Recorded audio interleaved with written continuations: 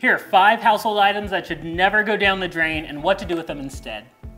Despite being called a garbage disposal, there's some items that should never go down the drain in your kitchen. Instead of pouring them down the drain, I'm going to show you the right way to dispose of these kitchen items.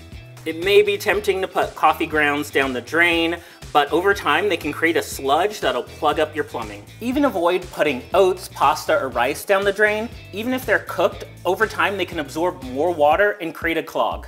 Used oil and cooking grease shouldn't go down the drain. We all know that oil and water don't mix, so it won't mix in your disposal. Instead, transfer your used oil into a heat-proof container, let it cool, and it's best to just throw it away in the trash. Instead of putting used grease or oil directly into the trash, put it in a sealed container. That way animals won't be attracted to it. You can also contact your local recycling center. They may have a program where you can turn in used grease and oil, and they'll turn it into biodiesel. Properly disposing of items will help preserve your garbage disposal and prevent future problems. Coffee grounds should be put in the trash, or better yet, use them in composting or your garden. Unused prescriptions or expired medication should never go down the drain or flush down the toilet. These ingredients can end up in streams and lakes and affect wildlife. They don't get filtered out by our wastewater treatment process. This is how you need to handle your medication when it's time to get rid of it. You want to get rid of old and expired medication the right way. This means taking it to a designated medication disposal facility. These can be found at clinics, hospitals, even pharmacies have programs. There's also mail-in opportunities for you to package up your medicine and send it to the right place. To protect your private information, you should remove any labels from the outside of pill bottles. If you're unable to get your medicine to the proper facility, there is another way where you can just dispose of it in the trash. Get a plastic bag and fill it with an undesirable material like coffee grounds, soil, or even kitty litter. Then that way animals won't be attracted to it. So you'll put your pills with that material inside a plastic bag, zip that up, and then it can go in the trash. But this is only a last resort if the pills can't be disposed of in the right way. Disposing of prescriptions, even over-the-counter medications, is really important so it doesn't end up back in our water supply or harm or affect animals. Wipes like these, although they say flushable on them, really shouldn't be flushed. While they may not cause direct harm to your own toilet system, they end up in sewer and wastewater treatment facilities where they're still not broken down, so it's best that these don't end up in the toilet. I'm going to show you the right way to unclog your toilet. To unclog your toilet, don't be tempted to use something like a liquid drain cleaner. Those are actually not made for your toilet and can harm the plumbing system.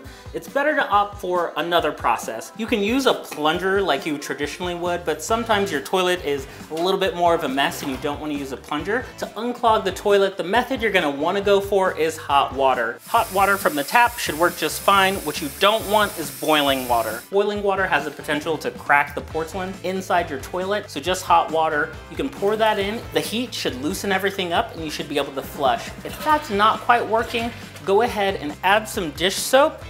Dish soap will help get everything loose, let it sit 30 minutes or even up to overnight, and you should be able to flush like normal. So here's my little experiment. This is a paper towel in water and toilet paper in water, and it's completely broken down. So that's why nothing but toilet paper should be flushed. The most common thing that ends up in shower drains that causes issue is hair. Well, not mine, but generally hair causes clogs in the shower, so it's best to avoid hair going down the drain at all.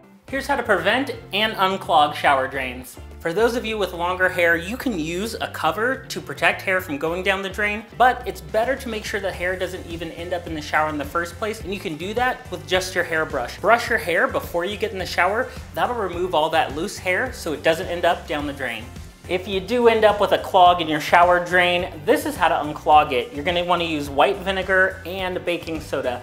You'll want about 3/4 cup baking soda, equal parts baking soda and vinegar. Add your vinegar, it'll fizz up really quick. Pour that right down the drain. Let that sit for at least an hour, then you should have an unclogged drain. Another method to clear the drain is to use boiling hot water. The heat should help clear that clog.